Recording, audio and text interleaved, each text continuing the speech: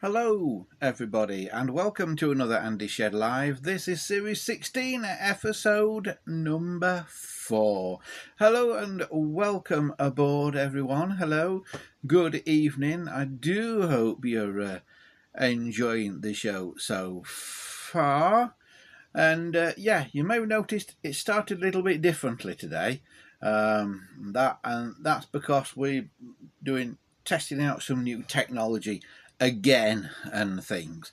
Something similar to the technology that we used when we did the Blackpool special a few weeks ago. Something similar to that, but not quite the same. Right, I have just got to vanish off the camera just for a second because I've realised there is something that I've not done that I should have done. So just bear with me 1 second. While I try and sort this. Right.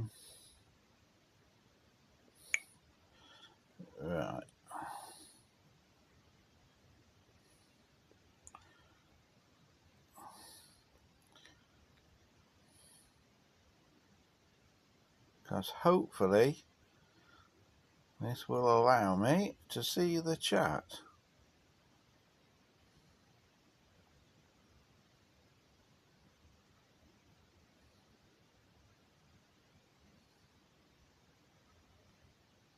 Right. I am now seeing chat, and hopefully on that chat you guys might well appear. Right. So what do I need now? I need that back open again and put that up there, and hopefully I will be able in a moment to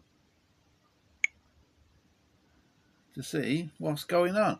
Right, can somebody try saying something in the chat just to make sure I'm seeing the right thing, because I've got my doubts about it.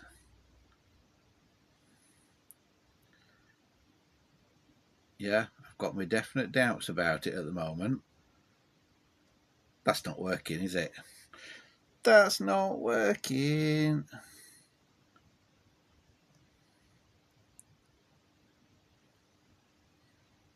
Oh, I am seeing it. I am seeing it. All right, cool. Yeah, I am seeing the chat. Right, hello to everybody who's with us. If you've typed a message so far in the chat, unfortunately I can't see it because I've just restarted it. It's not showing me the kind of backlinks to it, but hopefully we will now be able to see what you write from now on.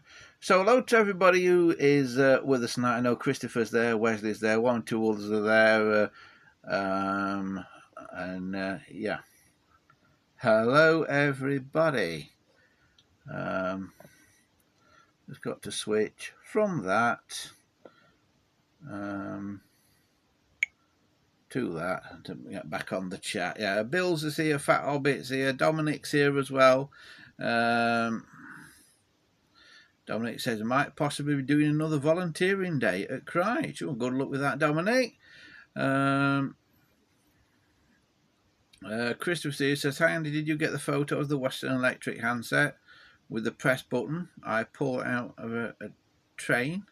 I've got some photographs from you, Christopher. Yeah, I have. But I can't get at them at the minute because I'm not near a computer that does email at the moment. But yeah, I have got some from you. Yeah.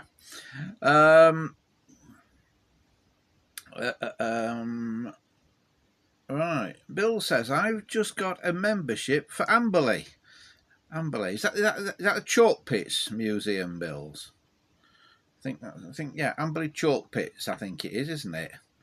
And yeah, I've never been. I was taught to drive a trolleybus by a guy who did stuff at Amberley. But I wasn't taught to drive a trolley bus at Amberley. I was taught there somewhere else. But the guy who taught me, he used to do some volunteer work down at Amberley Chalk Pits. Oh,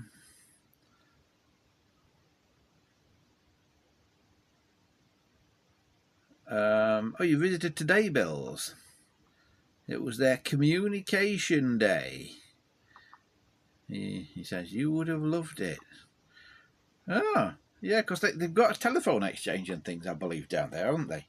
The museum's got a bit of everything, really. Amberley. It's supposed to be very good, and like I say, I've never got there because it's a bit of a distance away from me. But yeah. Hopefully one day we will make it there. Dominic says he's finally found an Ivory 300 series for a sensible price. Cool. Have you bought it? I've noticed recently that Bakelite telephones in particular do seem to be coming down in price, and I'm wondering if it is the beginning of the digital voice thing that is taking effect. So I'm wondering if that's why the prices of phones are starting to come down a little bit. And Christopher says, as well as his phones, he's also got a 1952 War Department jerry can. Cool.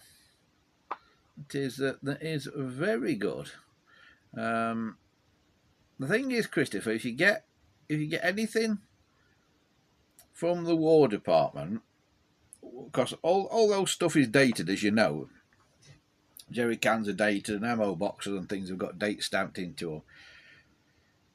If the date that's stamped into them happens to be anywhere within World War II, they are for some reason a lot more valuable.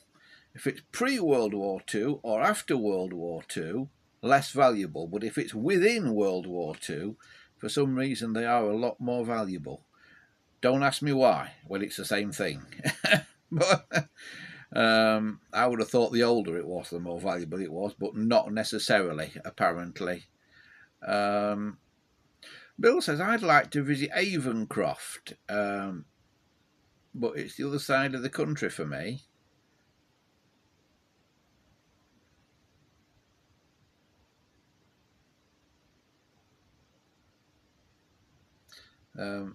Bill says 746 and 706s have gone up, but sadly Bakelite too cheap. Yeah, the trouble with the 746 and the 706 is there are people doing stupid things, like turning them into table lamps and stuff like that.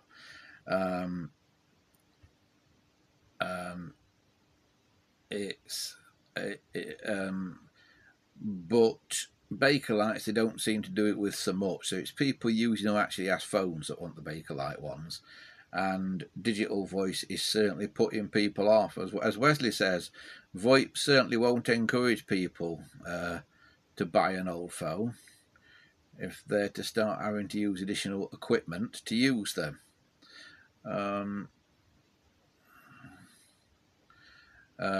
Which you're totally right, Wesley. You are totally right. But maybe it means there'll be some bargains out there. Bill says, Andy finally saw a British air raid siren. Never seen one, and like you said before, hardly any about. This one was at Amberley Museum today. Cool. Should have known Amberley would have one. Wesley says, I've got a yellow Ambassador phone recently, and it needs a new line cord. Is it a push button Ambassador, Wesley, or is it a dial one? I have got one somewhere, an Ambassador. I've only got one, a dial Ambassador, and I had a lot of trouble with it because although they are built like the proverbial brick you know what, I had problems with the circuit board in mine. I had to put some jumper wires on the circuit board. Dominic says is either a 300 series phone. It's a very late one from 1958. Right. Yeah. Is it from 1958, Dominic, or was it maybe refurbished in 1958? Because I've been told that they were still actually issuing Bakelite phones into the 1970s. You know, ones that had been back to Kunkan and had been rebuilt. Miguel is with us. Hi, Miguel. Good to see you. Not been around for a while. And Gambo is with us as well via Facebook, on the Facebook Live thing. So it's nice to see that Facebook is working as well as YouTube. This chat, by the way, is not the Odyssey chat. So if you're watching us via Odyssey, you need to go to either YouTube or Facebook, even if it's just for the chat. Get the pop-out chat or something off YouTube and then watch on Odyssey, and then you'll not have to watch the adverts, because Odyssey has removed all its adverts. No idea how it's going to pay for itself in the future, Odyssey. I had a email from the owners and creators of Odyssey, like I think every Odyssey user has had the same email, basically saying they don't need ad revenue to make money, which is a bit worrying, because if they don't need ad revenue to make money, how are they going to make money? The only way that I can imagine that they're going to do it is by charging a subscription or something, and that would be very bad news, because if it starts being a subscriber thing, I will be abandoning them, because I am not a subscriber to like anything like Netflix or YouTube Red or Sky. I'm not a subscriber to any of those things, because it's okay being a subscriber, but if you start having to subscribe for everything, then it ends up being a lot of subscriptions and quite a hefty sum of money per month. So that model doesn't work on me. If they were relying on me to pay a subscription for my video on that every month, basically they would not get rich. Dominic says there's no FWR stamp on his 300 series phone, so he thinks it's probably original in 1958. Yeah, it could well be. Bill says, I wonder if you get adverts at the end. Don't know, Bills. You also, if you're watching this on YouTube, you shouldn't be getting adverts in the middle on YouTube either. I have asked them not to put adverts in the middle of these streams. When you first log in on YouTube and you start the stream up, you will probably get what they call a pre-roll ad, or maybe even two, but you certainly should not be getting the stream interrupted by any ads. If you are getting a midstream interruption on YouTube, please get in touch with me, andy@coalpress.net, and let me know.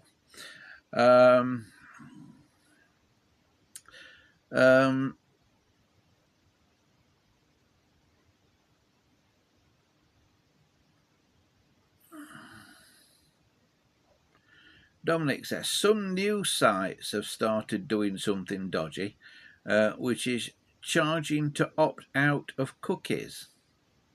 Yeah, they've always done that. If you opt out of the advertising on certain sites run by newspapers, they either won't show you the article or want to take money off you if you don't have the ads. So I just go somewhere else for my news, to be quite honest. Christopher says, old war jerry cans are very rare in Australia. I've been looking for one since February for my petrol generator. Yeah, wartime ones probably are rare, because everybody wants them for some reason. I'm not entirely sure why. And Christopher says he's also been working on his old World War II GEC air raid siren. So if you're in Australia and you hear a loud noise, you know, it's Christopher on test.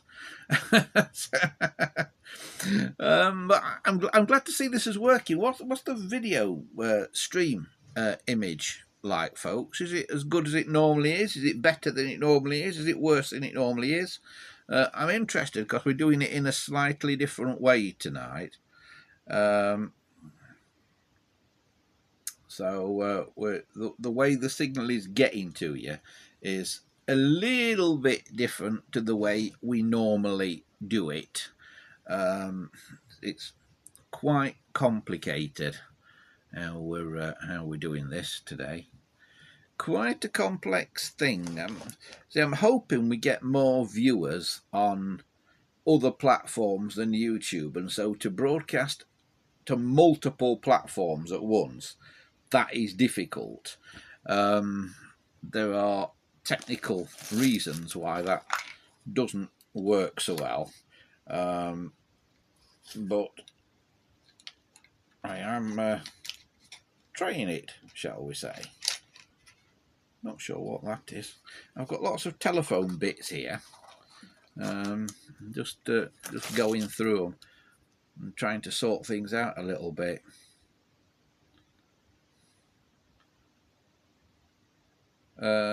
Dominic says it may be slightly worse video quality, but not massively different and in sync. Yeah, I'll have to have a look at it, because what's happening is it's going where I am in the loft. I'm in the same building I am when I'm normally, but I'm 2 floors above where I normally am. And so what's happening here is there's no Wi-Fi up here. So this signal is going out via the 3 mobile phone network. Then it is coming back into where I normally am, downstairs, via a normal broadband connection. It's going through the computer and a piece of software called OBS, and then OBS is transmitting it out to Restream, who then copy the stream 3 different ways and send it to YouTube, to Facebook, and to Odyssey. And they can copy it up to 5 different ways. So if there are any other platforms you'd like us to be on, let me know.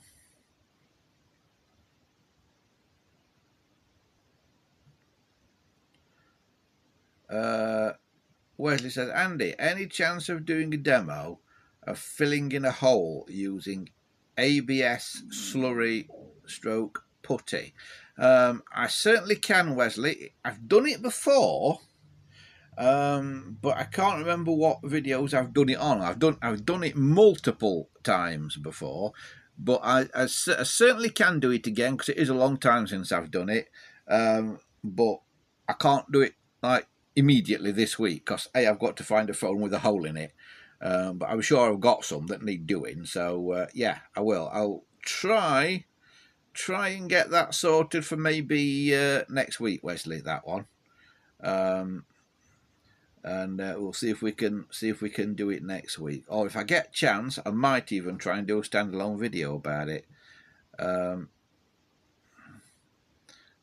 I did have a Contemporary that had a hole filled in on the handset. In fact, I think I've probably got it.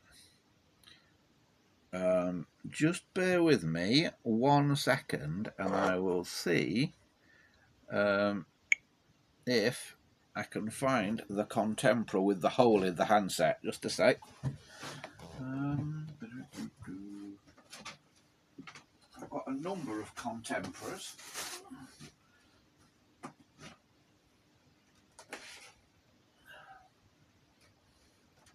It's not that one.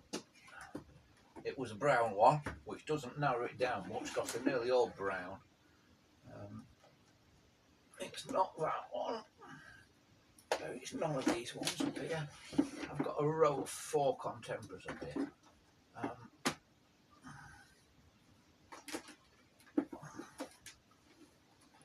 that one? No, it's not that one either. Right, I've got one more left to have a go at, and then if it's not that one, I'm struggling to find it. Is it that one? Yes, it's that one. Oh. Last one I came to. So I can't see the chat just for a minute, but this is the one I did, and to be honest, it needs more work on it, because the thing about doing the ABS slurry or trick is when you do it, it's a bit like body filling on a car. You have to put a layer on, sand it down, and see where you've not quite got it right, and then put another layer on and sand it down and see where you've not quite got it right, and put another layer on. And basically, when I filled the hole in this, I got fed up of doing it, so I've never really finished it off. But this had a hole in the handset that we filled, and if you kind of look at it up close, you can see where the hole was if you get it in the light. Can you see where that was? And I filled that with ABS, and when I filled it, the slurry I filled it with was a slightly different colour, because I hadn't got a scrap Contempora for the plastic, and someone, and I can't remember who it was now, it's probably one of you guys, so terribly sorry if it was you and I can't remember, but somebody sent me a broken 8746, you know, one of the brown ones, a Yeoman phone, a casing off one of those that I thought was the same brown, and I mixed the slurry up using that broken casing to fill this, and at the time it was definitely a different colour, but now actually it's kind of weathered and it's not as bad. But I have seen a crack has appeared in it as the slurry has dried out, so it does need, can you see a crack's appeared just there? I don't know if you can see that or not, but that's probably happened as the slurry's dried out, so it does need some more work on it, this one, to finish it off. So, but it works, you know. Of course, Contemporaries are exciting because they've got this weird dial on them where there's no space for the finger stop, so it has to move. Because if you want to dial a 1, there's nowhere to go because it's right up to the finger stop already. So you put your finger in a 1 and the finger stop moves a bit. See?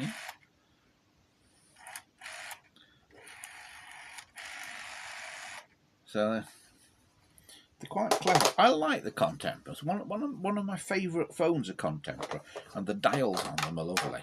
The dials are really smooth. Really smooth. So yeah, that is a Contempora. It's got a really sticky line cord on it as well. I think the line cord is degraded or something. It's cleaning up or something. But yeah, that's the Contemporary. It's got a smashed handset, big hole in the handset, and I cleaned up the hole basically. But now it lives up on top of those shelves up there. So that's where I shall put it back.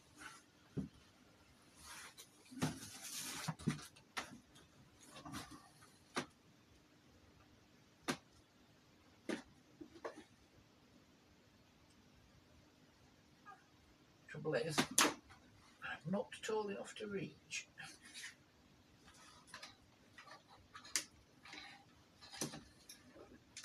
Come on, get up there. Alright, stop down there then.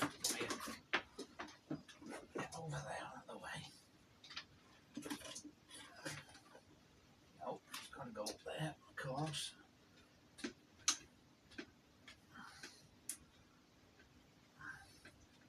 I can't keep it out of the way. Somebody in a minute is going to comment on the posters on the wall, aren't they? I'll show you in a minute. Because everybody who sees the posters goes, oh, those posters. So I will show you what the posters are. Now I've got that up there. You see? Those posters, those there. What they actually are is they are film posters from, and they are genuine ones from a few years ago.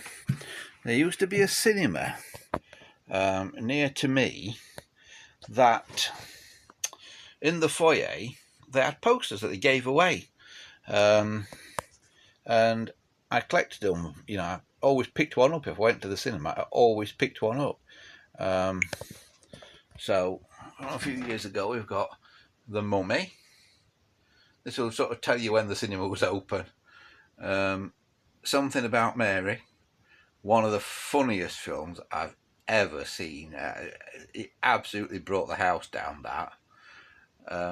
The Blair Witch Project, that is one of my favourite films for just being technically clever and being different. If you've never seen the original Blair Witch Project, I recommend going and watching it, but I also recommend getting on Wikipedia and doing a Google search, because the marketing for that movie was amazing. It was an absolute masterpiece.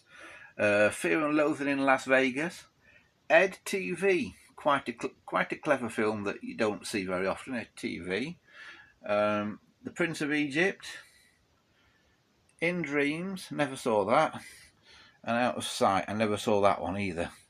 And I have got others, but yeah, I think Blair Witch Project and Something About Mary are probably my favourite two there. So yeah, that's the posters for you, and stuff. But mainly it's telephones that I'm tripping over up here. So I put this down again, and I will go back to the chat and see what's going on in the old chat rooms. Bear with me 1 second. Right, here we are.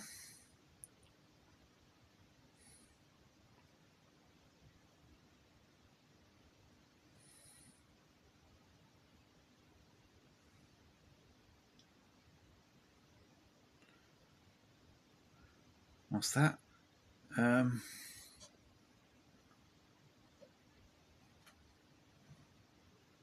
The 746Ti I got had a crudely added switch, which I'd like to rectify, i.e. fill in, I guess.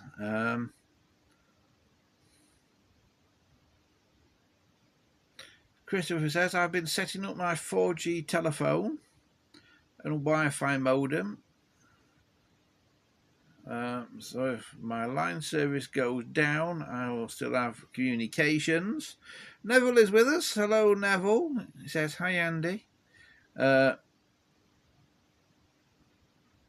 Looks like a 4-screen cinema is coming back to Crystal Peaks. Wow. Where are they going to put that, Neville? You must be quite near then, Neville, are you? If you know all about Crystal Peaks.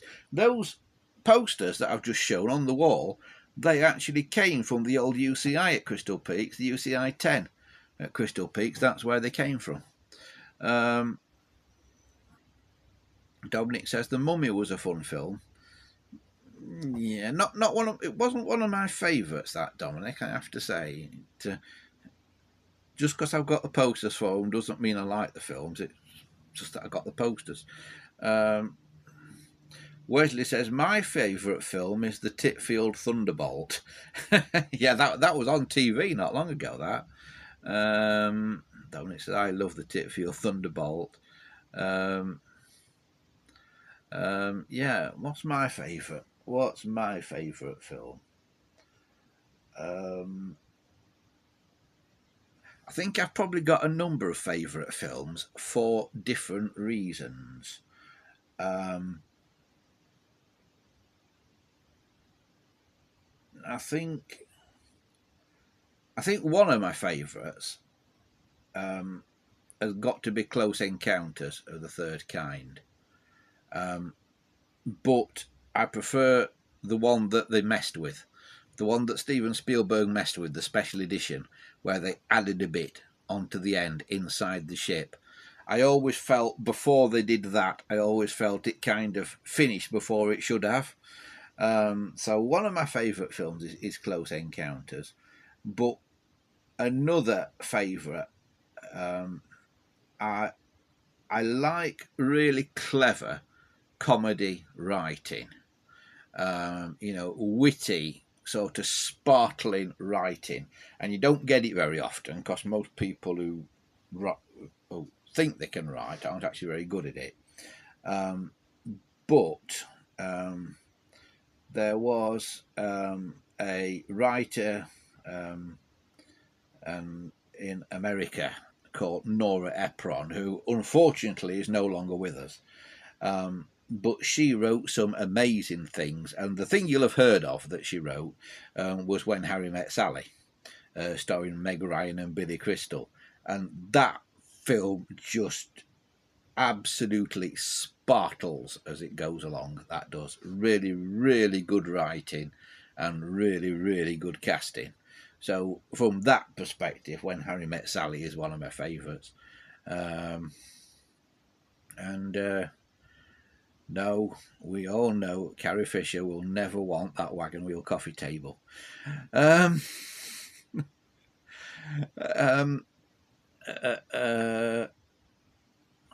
happened to Neville's name there? It's gone a bit weird, that. Oh, something. What's happened to that there?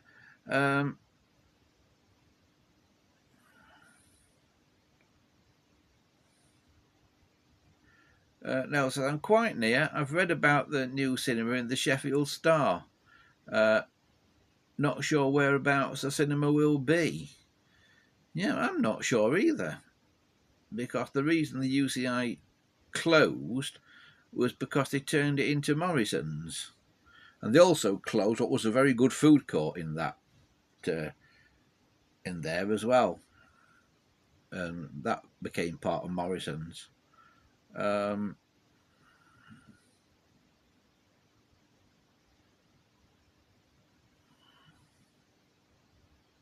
Dominic says, I'll be moving up to just outside of Doncaster at the end of the year, he thinks, for his new job.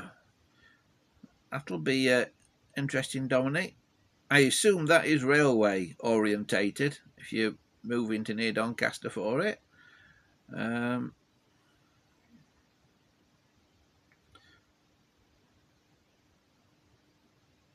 Christopher says, the phone line in my house is a digital voice only.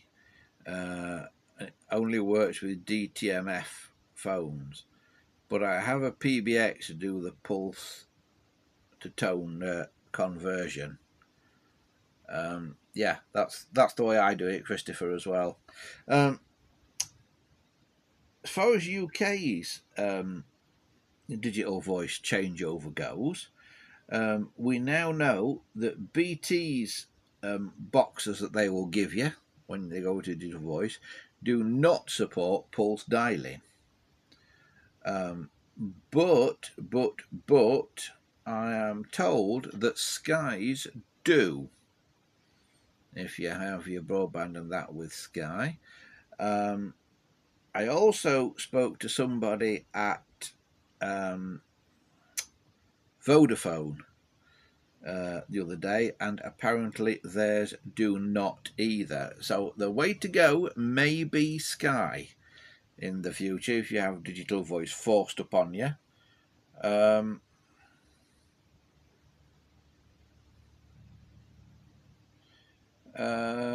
Dominic says, I was at Thorn the other week and there were lots of narrowboats being worked on.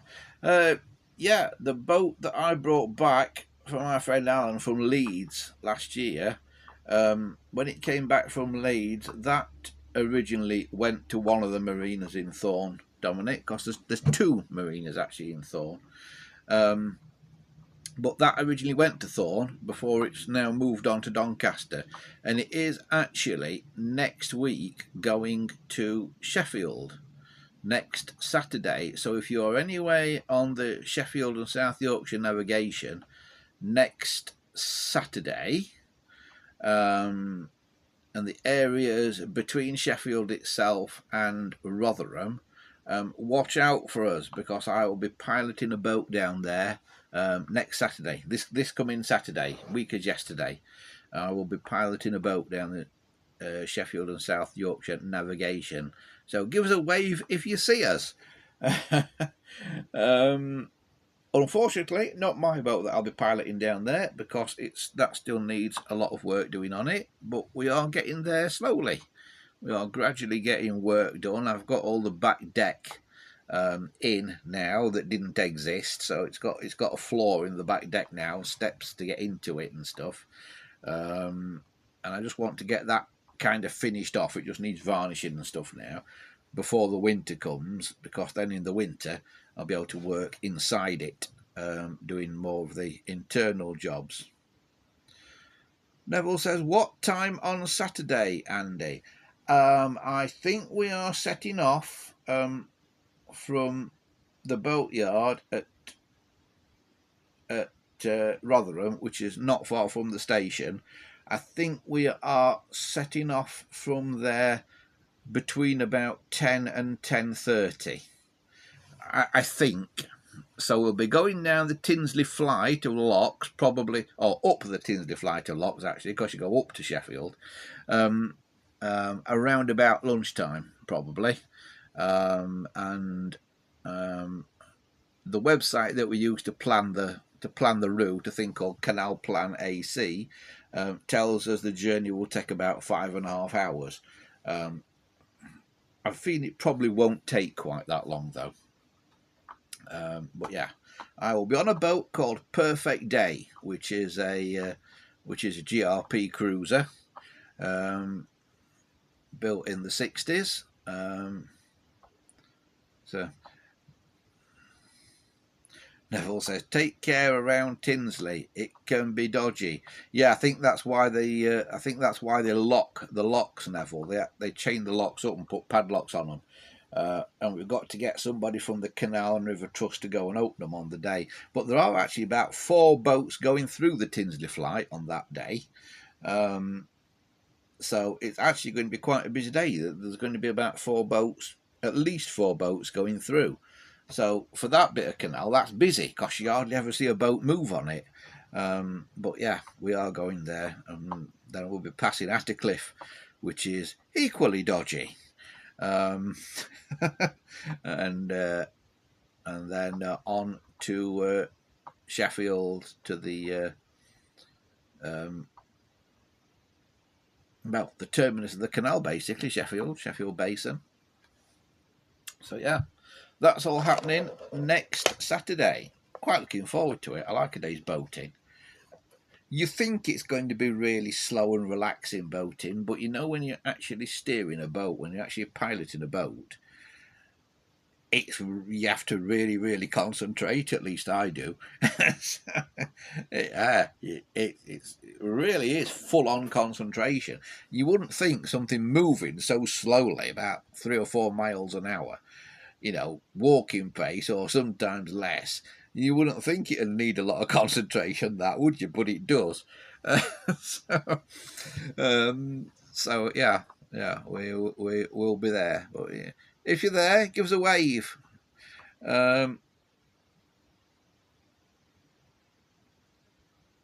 Dominic says, "Is there anything left of Tinsley Marshalling Yard?"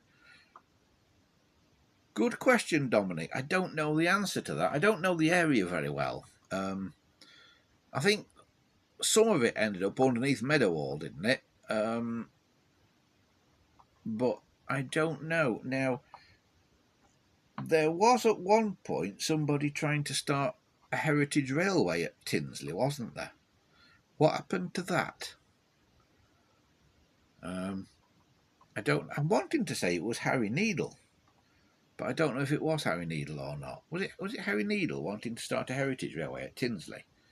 I'm going back a lot of years, and I don't know quite what happened to that plan. I don't think it ever got off the ground.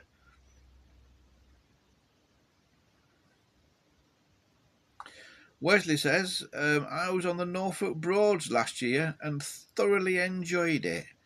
Crikey, Wesley, you want a job? Very busy on the Norfolk Broads. It's like a motorway for boats.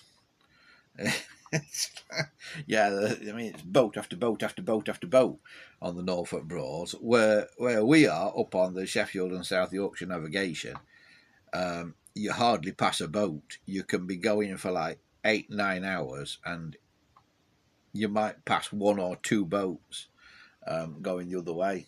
There's a few moored up in various places, but it's very rare you see another one moving. Very rare. But he says, yes, it was very busy. Yeah, I can imagine. The Broads are busy.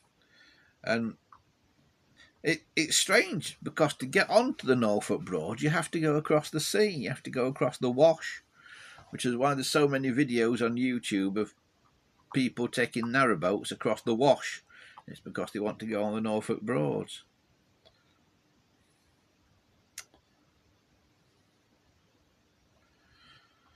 Christopher's still looking for jerry cans. He says, finding a British War Department jerry can for sale in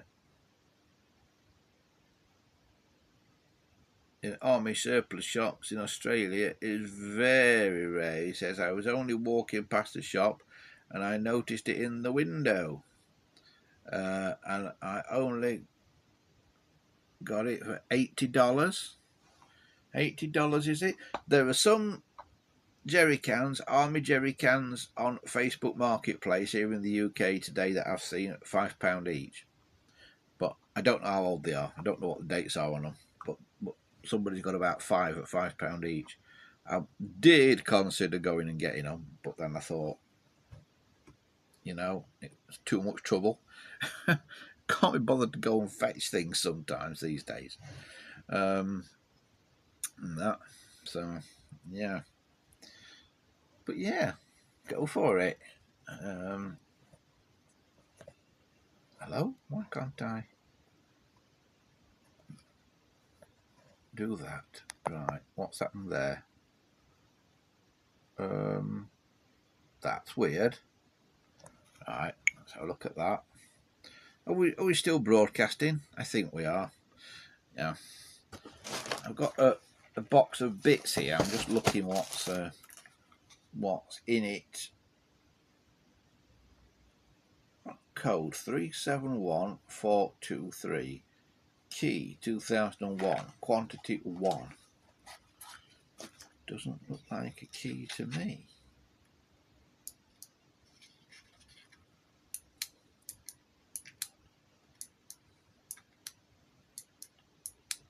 Some push button type thing.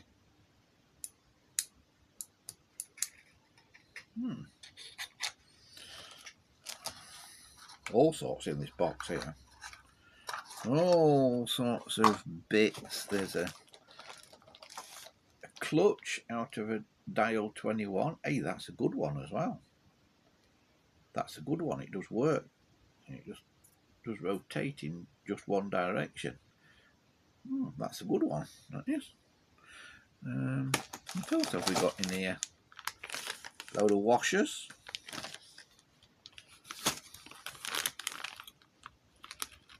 All sorts of little bits and screws and things.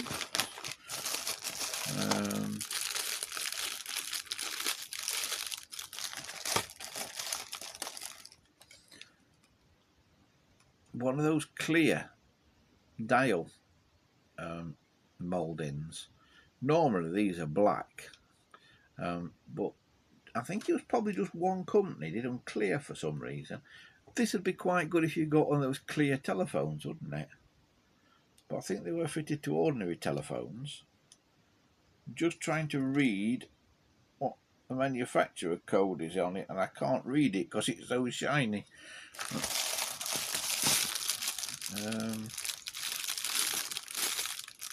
Yeah, more bits of dial and things.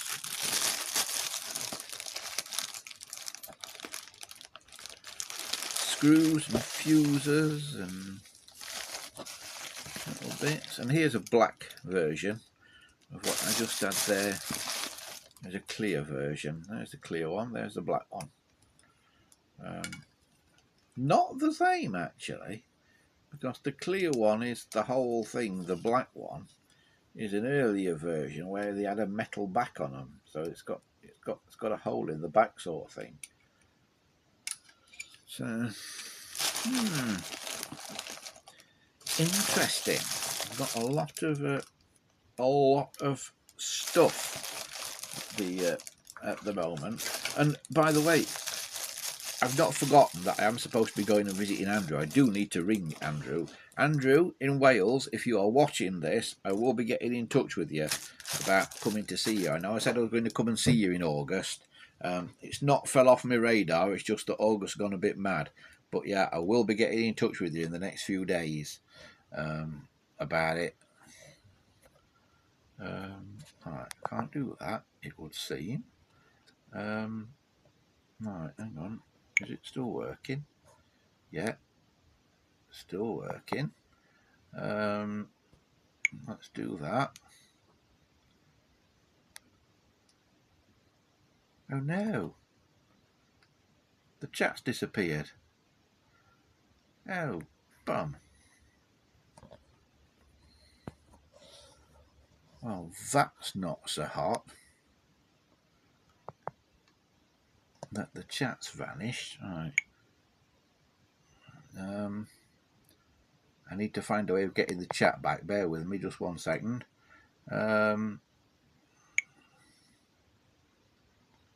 Where are we?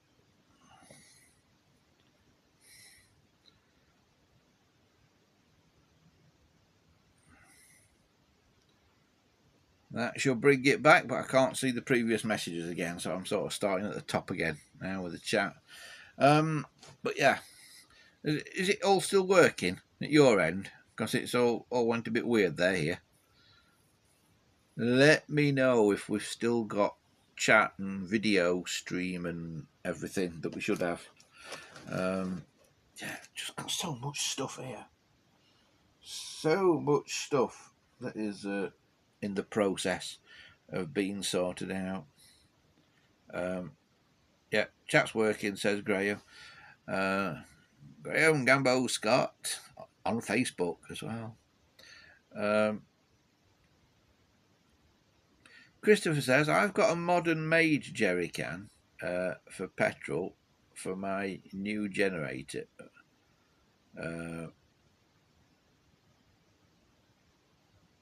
Before I bought this generator, I was looking for an old army jerry can and couldn't get one, so I bought a modern one. And now you've got an old one as well.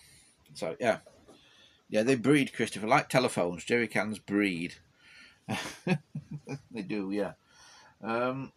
Yes. Like telephones as well. Got rather a lot of them. Yeah, and rather a lot of bits as well. Got anything particularly exciting here?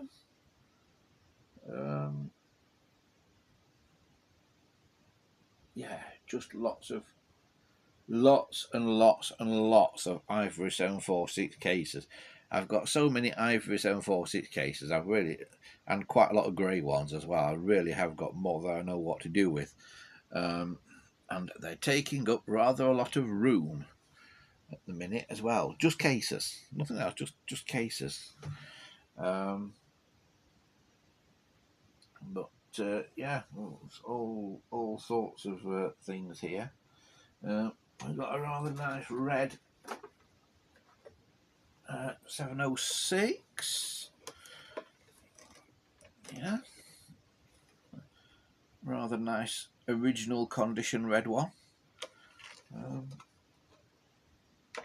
One of the rarer creations. What was it about asking about Erica Fonds as well the other week? Oh, it was Gambo, wasn't it? Have you got it, Gambo? Has it arrived? The Ericaphone. Because it is a dial one that you've got there, isn't it? That one that you've acquired, it is a dial Ericaphone, which is pretty interesting. Yeah, Ericaphones are strange phones. You love them or loathe them. And using them, I hate them because I always cut people off when I'm using them. Operator error, as they say. But yeah, we've got all sorts of stuff here. The problem is, we've got to the stage now where I can't have stuff visible anymore because I've just not got the room for the shelving and that for it. And that I did at one point up here have everything on shelves and everything was out and visible and you could see everything. But more and more stuff has arrived and not got room for much more in the way of shelving. So that's become a bit difficult. This is where I need a museum that I can just fill with shelving. But that's another story.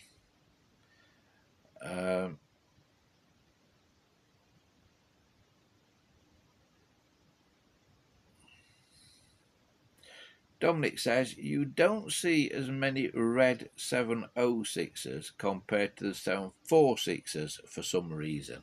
I think the reason is, Dominic, I think there's two reasons. One, there aren't as many 706s as there are 746s to start with. Because you have to remember, back in the days of the 706 in the 60s, not everybody had a telephone. And there was a big surge in people getting telephones between the 60s and sort of end of the 1970s. And so most people in that surge getting a telephone probably got a 746. So my guess is, if anybody knew how many had been manufactured, I don't think anybody does. But if anybody did know how many had been manufactured, my guess would be there's a lot more 746s than there are 706s.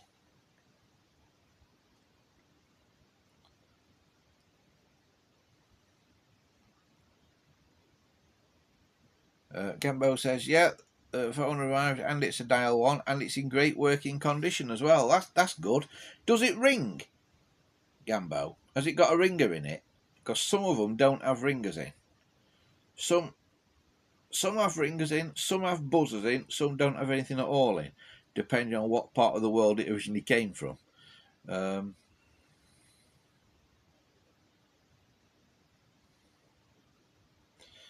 Dominic says green is possibly the next most common colour after ivory, grey and black. You know, I'm not sure black is that common, Dominic, for 700 series phones. I was once told by somebody that worked for the GPO that they actually didn't sell many black ones because when the 700s, or didn't install many black ones, shall we say, because when the 700 series came in and you could have them in all these bright colours, most people had previously had a black phone and didn't want one anymore. So the only places that tended to have black ones were industrial settings, you know, factories and things, dirty places, you know, where lots of grime and grot, and they thought it wouldn't show up on a black phone. But certainly in people's houses, they didn't seem to want a black one again because they'd had black ones forever and they wanted a change. So I'm not sure. I think green is probably quite a common colour. The commonest colour is definitely between ivory and grey. I don't know, but I would guess that ivory is the commonest colour. I would say grey is the second commonest, and then it's between, I would say, yeah, I think it's probably green next as a common colour. Yeah, I think it's probably green. And people always tell me that blue is a rare colour, but I seem to find quite a few blue phones, and I'm always told that's a rare colour, but I don't really think it is. I think probably one of the rarest is yellow, topaz yellow. Think that's rare, and a lot of people think they've got a topaz yellow phone, but what they've actually got is an ivory one that's got a suntan.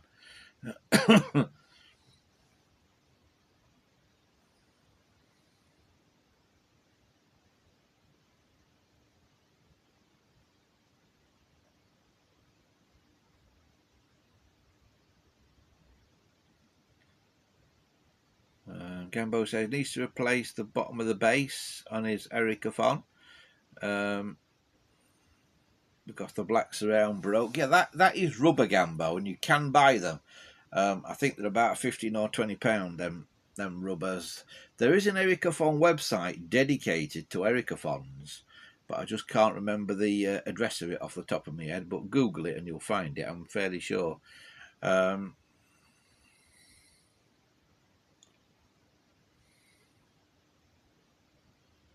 Christopher says he's using his new jerry can for petrol and keeping his old British jerry can in his World War II collection. Neville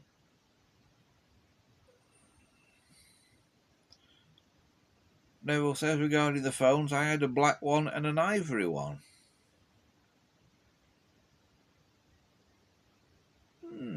Yeah, well, you could have any colour, couldn't you? You could have any colour that was out.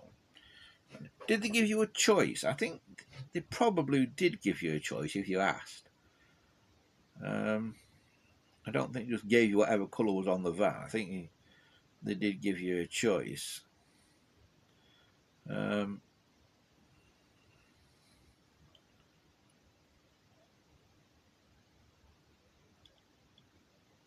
Christopher says he's got his 1968 red 746L phone as his home phone, and an Ericsson N1900 as his CNET phone. When we get CNET working again, Christopher, I'm working on it, by the way. I'm working on getting CNET up and running again. So hopefully soon we'll be back up and running again with it.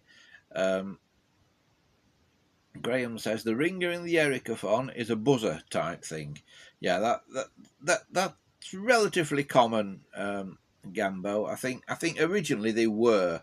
I think the ones that have got bells in are probably a retrofit. But yeah, it's a buzzer type thing, sort of on top of the stack of stuff inside the phone. Yeah, don't know if that'll be a British one or not, because I have a feeling. I'm not sure if I'm right about this or not. Somebody correct me if you know, but I've got a feeling when Ericaphones were sent out in the UK as part of the special range telephones in the 80s, I've got a feeling they had a separate bell box with them. But I could be wrong about that.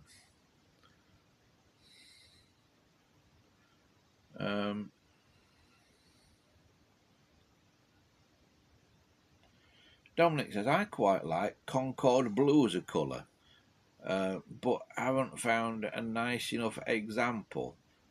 I think an early trim phone with the alphanumeric dial looks nice in blue.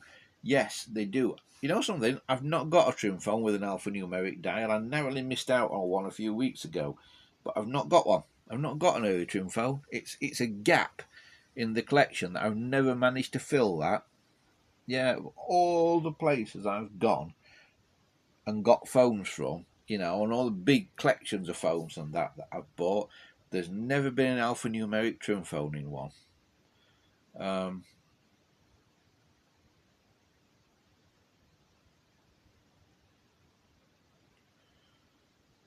Gambo says, I got myself a recliner chair today, but it cost me a windscreen. Well, there's got to be a story behind that, Gambo. The chair didn't go through the windscreen, did it? It says a stone chipped my screen. Yep, stones are bad news. I think we ought to have we ought to have cars like the thing that's Captain Scarlet or whoever it was used to drive, Jerry Anderson thing, where you sit facing backwards and drive using a camera rather than actually have a windscreen in it.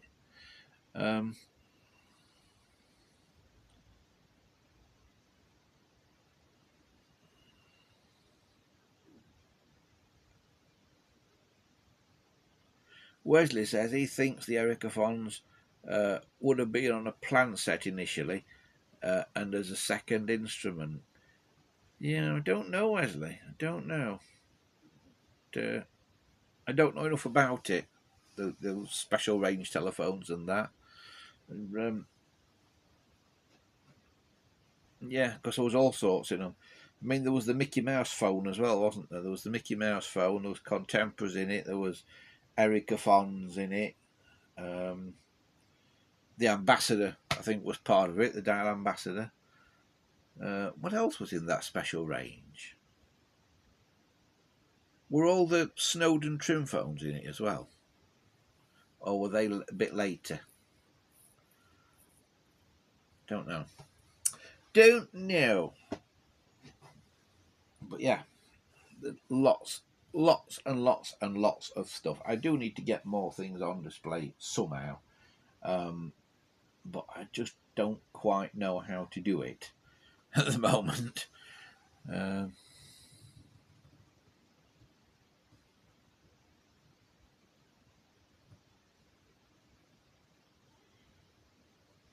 Dominic says, someone was telling me about how they were trying to cram their IKEA purchases in the car. And when he finally proudly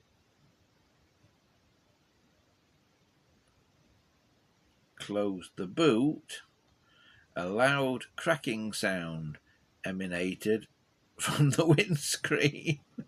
Crikey, if shutting the boot broke the windscreen, it must have been full. The Mickey Mouse phone was a compact transition board and a trim phone tone caller.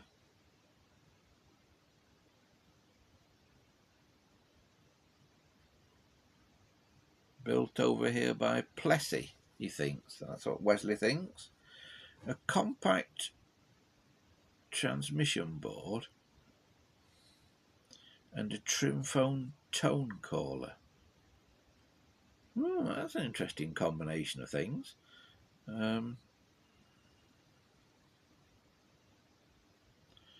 Christopher says, the only phone I got recently was a Western Electric 2500. Well, that's quite a good one, Christopher. Not quite sure where you got that in Australia, because that's not a long way from home, that is.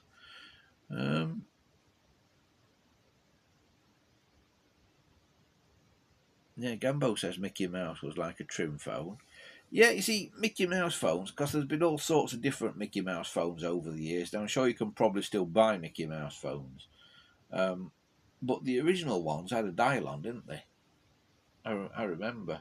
I think you could get a push-button version as well. But yeah, you just don't see them because the Disney collectors buy them and stuff and hoard them away. And I don't think there were that many originally. I think they were very expensive originally, the Mickey Mouse ones. And that, because there was something else as well, wasn't there? Was Mickey Mouse. Was there another one, something similar, but maybe not a Disney character? Was it like a Warner Brothers Bugs Bunny or something like that?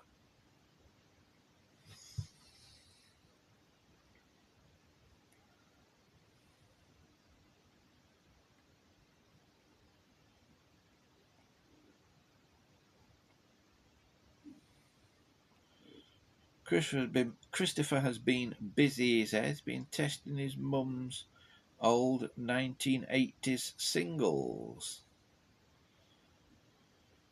Back to the Mickey Mouse phone. Where you said the first one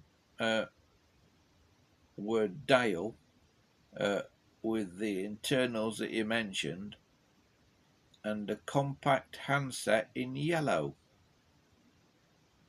Yeah, I thought it looked like a compact handset on them, but I was never quite sure. Yeah. Ah, so you could. It's a very fine compact with a yellow handset on it. It's been rebuilt from Mickey Mouse.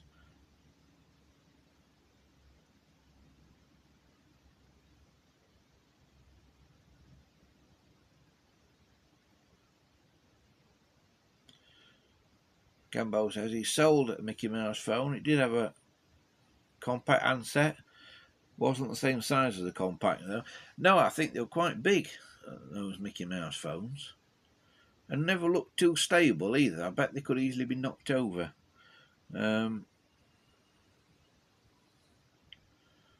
Wesley wants to know what artist Christopher's got on his records.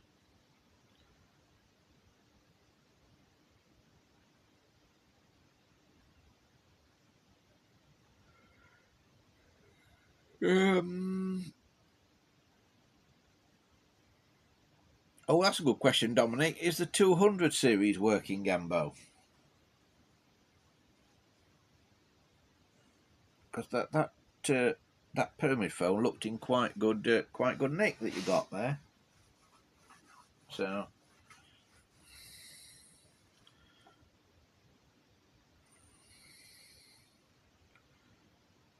Michael Jackson singles, says Christopher.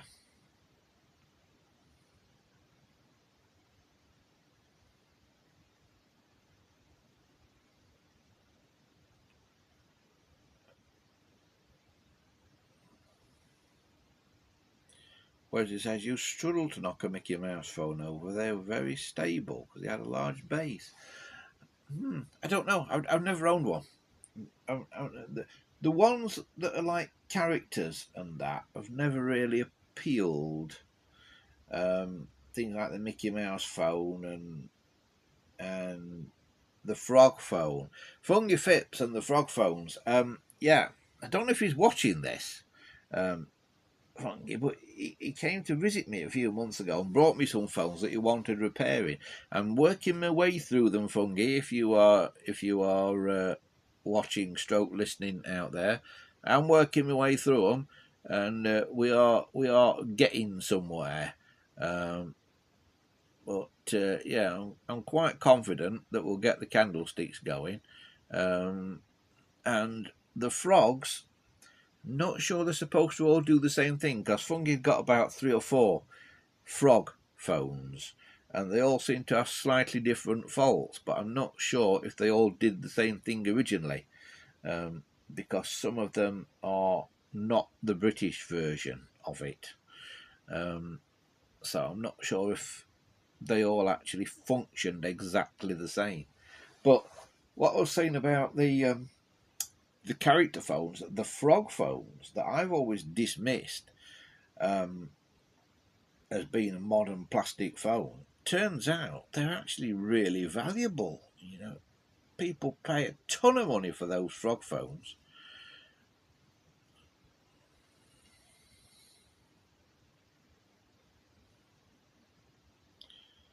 Gambo says 200 pyramid works brilliantly. The ringer inside works a treat. Yeah, it will work, and I think it's also got the correct induction coil in there, so I think you will be all right with that. But it's not technically correct. It'll work, but it's not technically correct. It should have a bell set underneath it.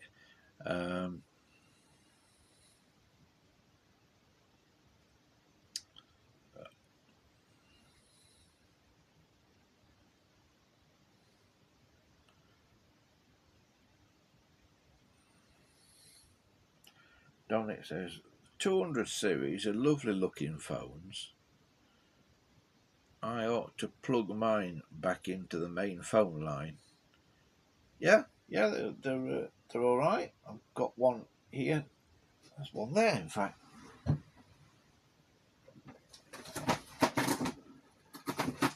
Here's one. Bit dusty because it's been up here, but here's a 200 series. This one is actually not in good condition at all. It looks brilliant, doesn't it? You know, you see it at the beginning. It's even got things written in the little drawer. Traffic office, Mr. Gill.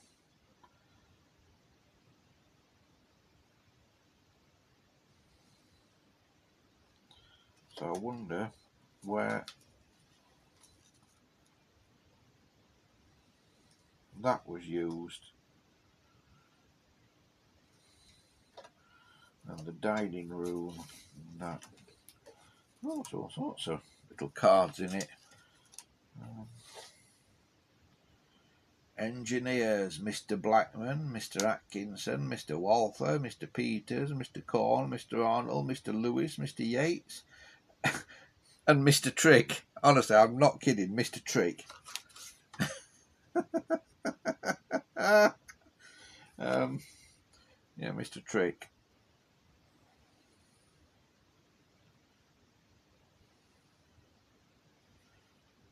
Fantastic. Didn't realise these cards were in the bottom of here, in the little drawer thing. But yeah, 200 series. It's not got a line code on it. It was put back together by somebody, because I don't know if you can see on the back of there, it's got all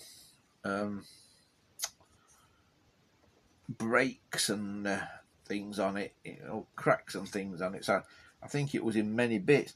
Was it? Did I even glue it back together, this one? Can't remember now, you know. But what's the date on? This is FWR 1959. 1232L. FWR 1959.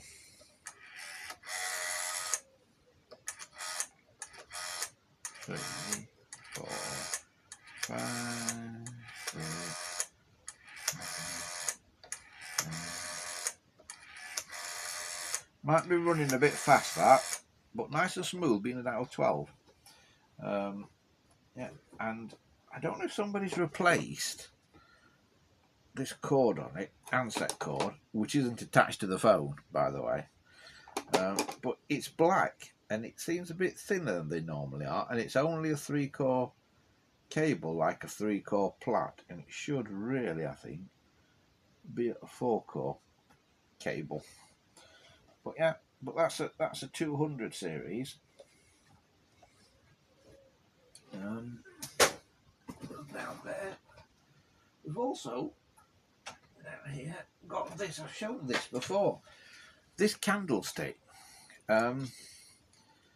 This is interesting, this candlestick, because it's an Indian replica, but it's built in exactly the way that they did build the original candlesticks, to the extent that really it needs a bell set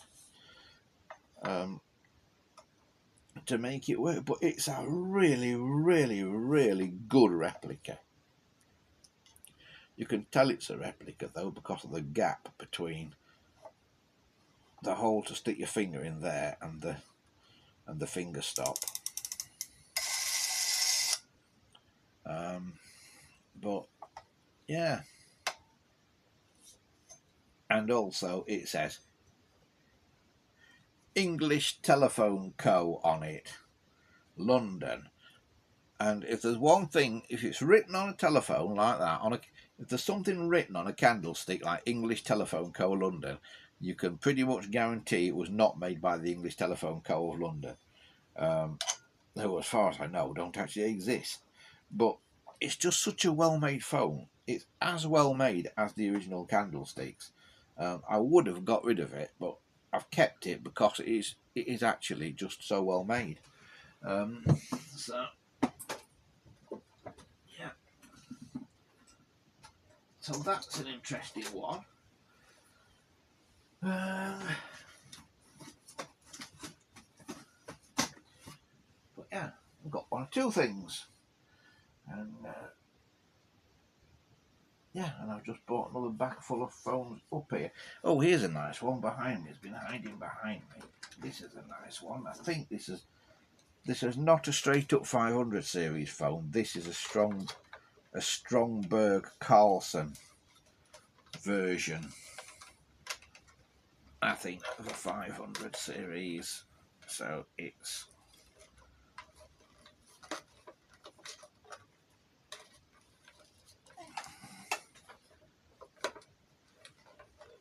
Stromberg Carlson 802300 CSA from March 1975. But it's this rather nice sort of pastel blue colour, which I quite like. Is it Stromberg Carlson? No, automatic electric. Automatic electric. North Lane, Illinois, USA. So it's an automatic electric. It's just, I don't think it's a straight up 500 series. I think it's a bit more curvy than a normal 500 series. But yeah, and not converted to modular. It's got the original mouse holes around the back. That's a nice phone. I like that one. That's a particularly nice one, that.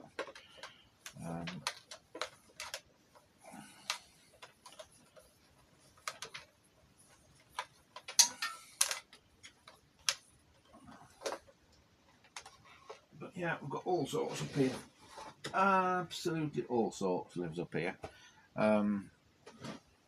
Tons of stuff.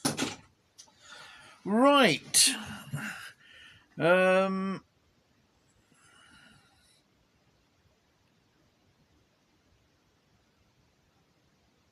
Oh, Chris says he's been doing some rewiring on his GPO 162 handset, or 162 phone with a dial 10 and Bell set 25, and it works. You do very well if you've got a Bell set 25, Christopher. Very well. I've been trying to get a Bell set 25 for ages and not been able to get one.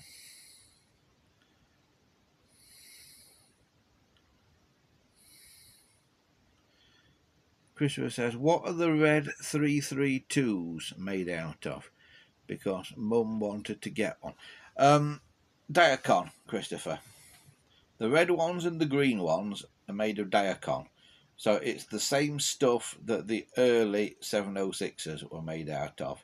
And it's the plastic that is very brittle and breaks like glass when it breaks. So finding one that's not got chips on it will be very, very difficult. They'll almost all be at least chipped, if not broken. One day I will find out a way of repairing Diacon. You know how I chemically melt and then reform the ABS? Using different chemicals, I think it's probably possible to do it with Diacon. But I've never really got around to experimenting and looking in depth at it. But yeah, almost every Diacon phone you will ever find is chipped because it really was not a durable plastic.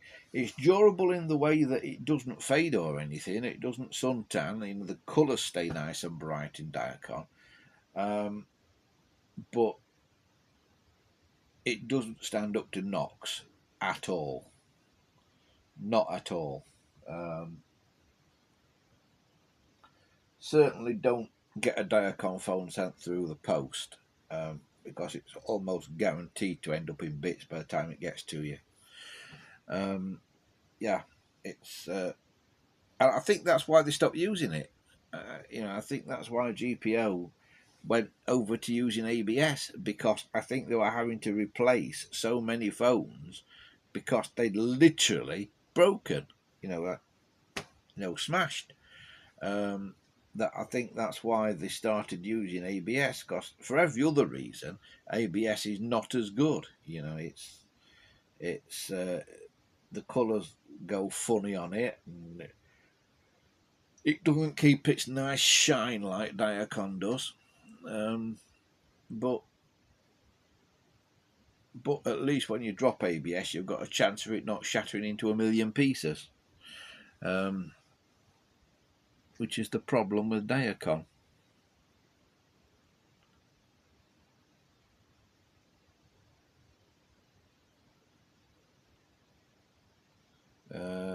Chris says, also, Andy, did you have any original Ericsson dial labels in your N1900 phones?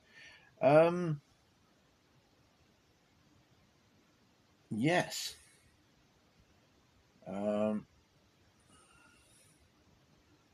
Some of them have got original labels, or at least did have original labels. I think I took some out of some of them. I see one there with one in. Oh no, they've got original labels, but they're not Ericsson labels in the ones that are immediately to hand. They're telephone rentals labels, because a lot of the Ericsson N1900s that turn up here are ones that were rented out by a company called Telephone Rentals. So they have a telephone rentals labelling normally. But yes, I have seen original Ericsson labels with like ETL in the middle of them. Yeah, I have got some. Yeah.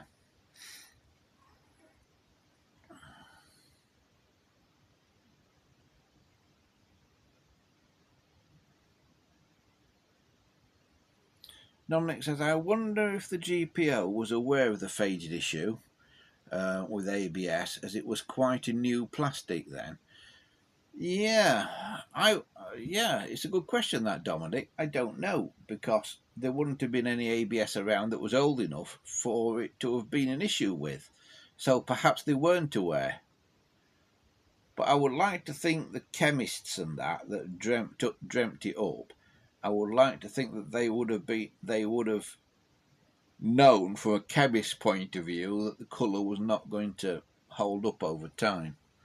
But I don't know. It's a very good question, that, Dominic. I don't know. But I also don't know why only certain colours seem to do it. Why does the red ones not do it?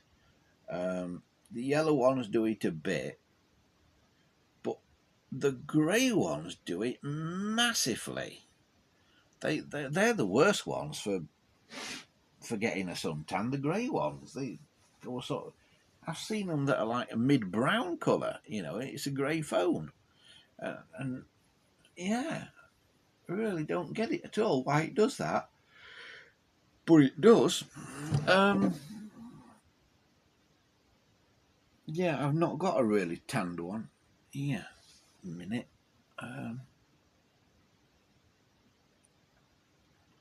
But yeah, I wonder if they knew. If they didn't know, I bet they got a shock.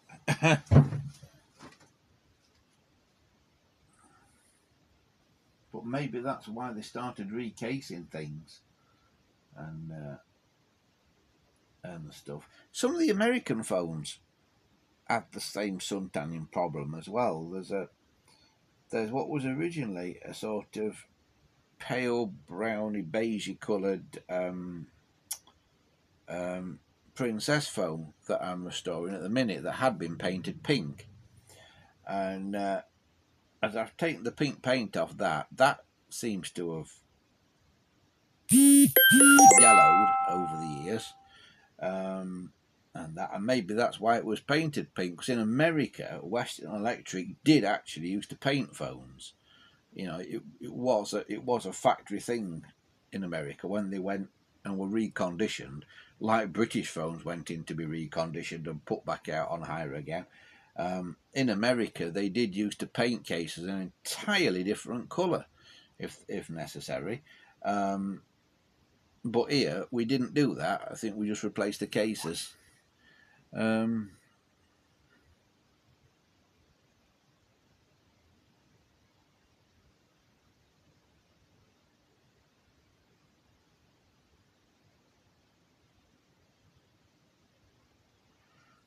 Wesley says there is a phenomenally suntanned version on eBay at the moment. I think it's described as baked bean colour. Crikey. Would that have been an ivory one originally, Wesley, or a grey one? Because I think both could end up going orange.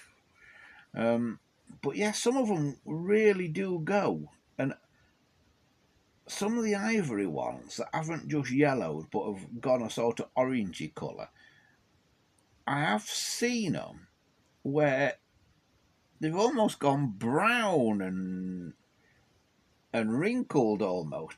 And I've been wondering if it's fire damage. You know, I wonder if being near a source of heat has the same problem and makes them go this darker colour. And I seem to remember the 8-bit guy on YouTube, when he does his retro brighting and that, I seem to remember he did some experiments and found that when you do retro brighting and you mix up these chemicals and that and put them out in the sunshine and it kind of brings the original colour back. And he does it with computer cases and that are normally textured, so you can't like rub the surface off. You know, you've got to do it without abrasion sort of thing. So he does this retro bright process. But the retro bright process doesn't stay retro brighted. It goes back to being the tanned colour eventually. But he discovered that he didn't need the sunlight that everybody thought you needed for retro bright to work if he heated up the mixture. And then retro bright works with heat like it works with sun. So I wonder, given that it works to bring the original colour back, if heat can also be a factor in making them go suntanned in the first place.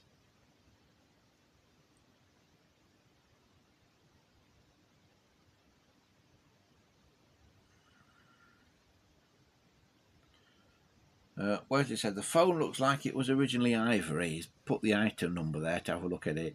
It says could well be the quality of the materials too. Well, if they want an ivory case, I'm your man for an ivory case. It's 746 or 706 that it's got, because I have got rather a lot of ivory cases. Here's 3 stuck together.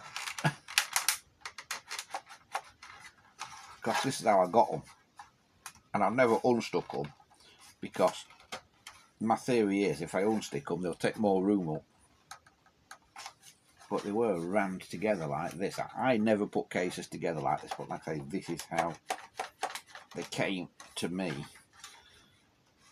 And actually, I can't unstick them now. Oh, that's it.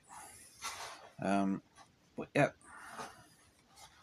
here's a relatively untanned ivory case. In fact, it's hardly got any tan at all on it, that one, considering it's a case that has been used.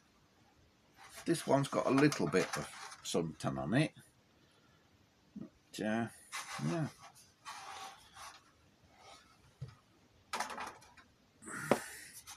So there. That's them anyway. That's those phones.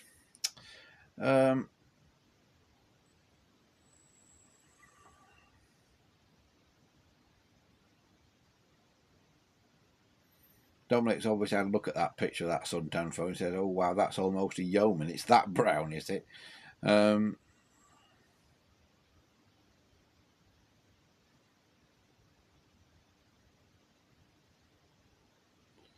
Dominic says, sometimes weirdly the curly cord goes brown too, but only in rare instances. Yeah, I've seen that, Dominic.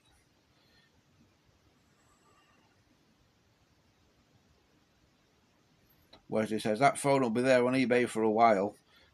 £30 plus £8.50 postage. Yeah, it will. It definitely will. Yeah, that's about at least 3 times what it's worth. Really. Yeah. Right, I think that was probably about as far as we go for today. Thanks to everybody for taking part once again, and being out there. I will just let you have a little a look around at everything before I do go. Hang on a minute, what's happened there? That's better. That's better. But yeah, I'll let you have a little look around here so you can sort of see what we've got.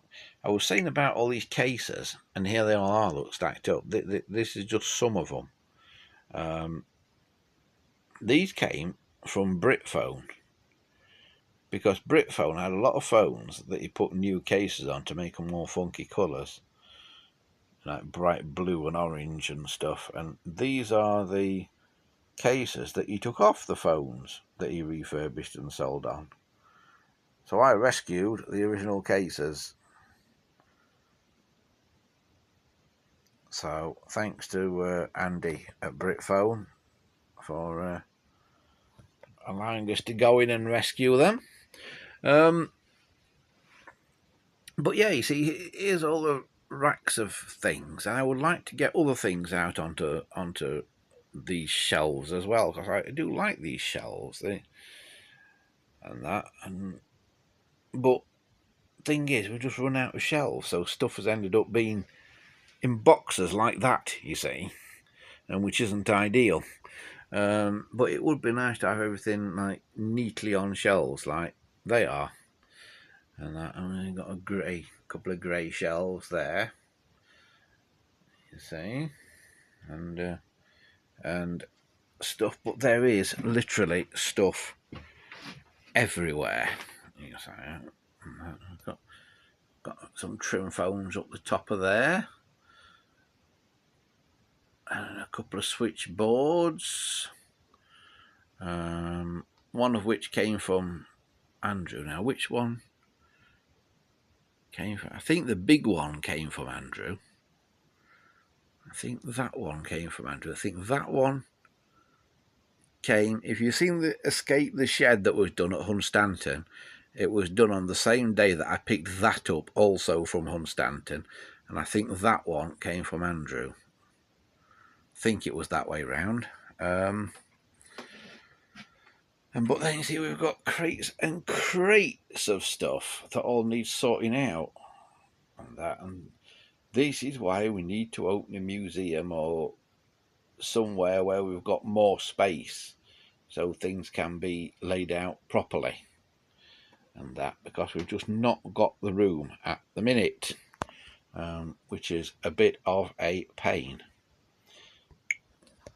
So that is that. Thanks to everybody for taking part again. I will just have one quick look at the chat again before I sign off for today.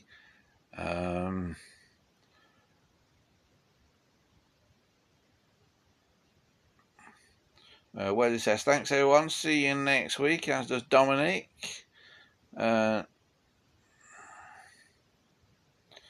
Christopher says, N1900 phones are mostly grey. Yeah, they are, but they did do all the colours, I think, though, Christopher. It's just that people like Telephone Rentals always seem to have grey ones. Chris says, did you get the Dial 21 out of your 400 series? I've not tried it again recently, Christopher, but I think I've got a way of doing it now, but I've just not got round to trying it. But it is right here, actually, on the shelf right here. Wesley says, I feel better about my hoard looking at yours, Andy. Yeah, yeah, everybody does. Glad we're making you feel better, Wesley. And Gambo says, see you all next week, which indeed, hopefully, you will. So yeah, I'll just show Christopher that the 400 is still here. There it is, Christopher, with your dial label in the middle of it, if you can see that. That is the foot, and at the side of it there is the dial that's going in. that you sent over kindly. So yeah, there's the 400 and a British 300 series at the side of it, so you can see how similar they are. The 400 on the right, of course, there. Right, that is about it for today. Thanks to everybody for taking part once again, and also thanks to those patrons that you saw at the top of the show for supporting the channel as well. It is August Bank Holiday here in the UK next week, but we will be here on Sunday evening around about 7 o'clock as normal. But from me for now, until then, have a fantastic week ahead. And remember, if you're on the Sheffield and South Yorkshire navigation between Rotherham and Sheffield, this coming Saturday, watch out for me on a boat called Perfect Day going past. And give us a shout and a hello if you happen to see us. But from me, for now, until next week, have a great one, folks. We'll see you next time. Bye for now.